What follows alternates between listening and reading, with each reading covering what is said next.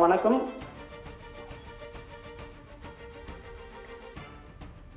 அருண் வணக்கம். வணக்கம். மயிலாடுதுறை மாவட்டம் சீர்காழி பகுதியை சேர்ந்தவர் சத்யா. இவர் மீது 20க்கும் மேற்பட்ட கொலை வழக்குகள் உள்ளது.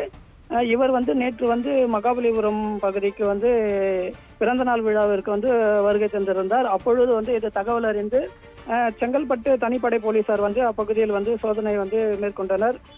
அப்பொழுது சீர்காழி சத்யா அவர்களை விசாரணைக்காக போலீசார் அழைத்த போது அவர் மறுக்க விசாரணைக்கு மறுத்து காவலர்களை தாக்க முயன்றதாக முதற்கட்ட தகவல்களில் தெரிய வருகிறது. இதற்காக தற்காப்புக்காக போலீசார் சீர்காழி சத்யாவின் இடது காலில் சுட்டு அவரை பிடித்து செங்கல்பட்டு அரசு மருத்துவமனையில் தற்போது சிகிச்சை பெற்று வரக்கூடிய நிலையில பிரபல ரவுடி சீர்காழி சத்யா அவர்கள் மேல் சிகிச்சைக்காக சென்னை ஸ்டான்லி அரசு மருத்துவமனைக்கு மாற்றம் செய்யப்பட்டிருக்கிறார். துப்பாக்கி குண்டு பாய்ந்த காலில் பலத்த காயம் ஏற்பட்ட நிலையில் ஸ்டாலின் மருத்துவமனையில் உள்ள சிறை கைதிகள் வார்டுக்கு தற்பொழுது சீர்காழி சத்யாவை மாற்றம் செய்யப்பட்டுள்ளனர்.